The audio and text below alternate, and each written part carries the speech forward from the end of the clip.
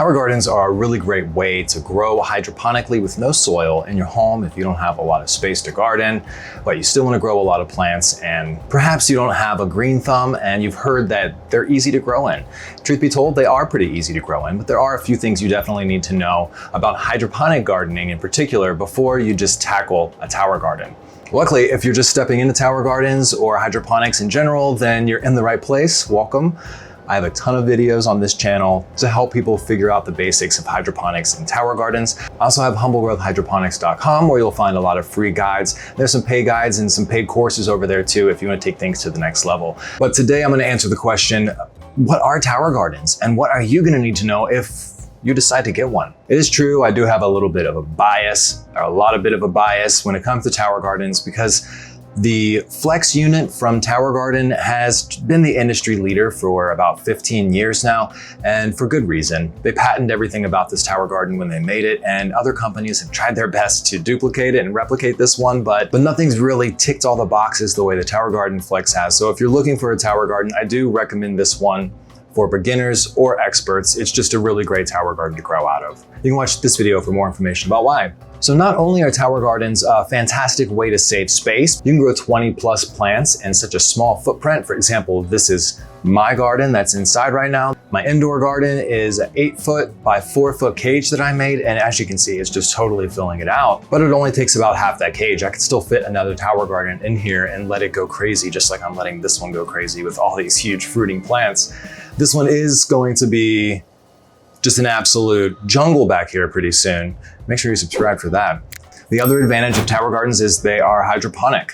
So not only do we not bring soil into our house, and because of that, it significantly lowers the chance of pests and diseases, but also we get to enjoy the accelerated aeroponic growth that you're gonna get because the roots are suspended in air in tower gardens, and they are delivered the nutrients and the water through just small droplets of water that happen a few times every hour. It's because these roots receive more oxygen that respiration is increased, thus allowing the plant to just grow bigger and faster than your typical soil garden would. People are finally starting to realize that it's kind of a no-brainer. And a lot of people are even choosing tower gardens over soil gardens because of all these advantages. Now, what do you need to know if you're thinking about getting a tower garden? You'll definitely need to have a little bit of hydroponic knowledge. It really isn't much more knowledge than you would need if you were to go out and buy a freshwater fish tank and start trying to raise some fish. So don't get too discouraged by how much information you're going to need. It's really not that bad. The most critical thing you're going to need to be able to do is look at a screen and understand what the numbers mean. What I mean by that is you're going to be measuring your pH and you're going to be measuring your EC, or your nutrients. I guess is another way to say that. It stands for electrical conductivity, but what we're really measuring is the amount of nutrients in the water. And the pH is measuring the potential for hydrogen in the water. We want to keep that right around 6.0 generally in our tower gardens. This is an area where people mess up a lot as beginner tower gardeners. They don't bother to adjust the pH, and a lot of times it's because they use tap water and it's going alkaline a lot. I just made this video about that. But just know that monitoring and adjusting your pH, I would say almost daily for the first couple weeks, is a really critical part of starting a good, successful tower garden. You will also need to know how to measure your EC, which is your nutrients. I have guides up all about measuring your nutrients and videos about measuring your nutrients and the tools you're gonna need for that too. So use those resources and get familiar with checking and topping off your tower garden. The limitations of the tower garden are going to come down to its physical capabilities.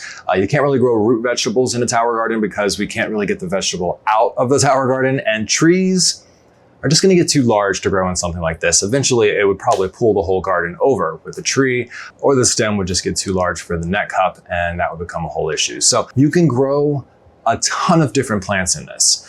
Tower gardens are really cool, and one of the things that I'm trying to show on this channel are that there are no limitations other than like root vegetables and trees in your tower garden. So don't hold back. I'm growing 3 different tomato plants. I'm growing cucumber, butternut squash, snap peas, string beans, watermelon, as well as my herbs and my kale, all on the same tower garden here because they all like that 6.0 pH. Now, the negative side of tower garden, they're pretty bright.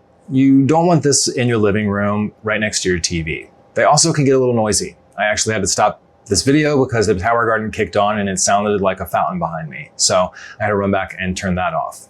Other than that, and a bit of the learning curve, if you don't know much about hydroponics, that's really the only drawbacks of a tower garden. As a bonus for this video, if you buy a tower garden through the link I have down below, I'm gonna send you my Master Your Tower Garden 14-part course, which breaks down everything you need to know to grow in your tower garden for free. I hope this video has been helpful. I hope that deal can help you out. If you're in the market for a tower garden, let me know down in the comments below if you have any questions or comments. And until the next video, let's grow together.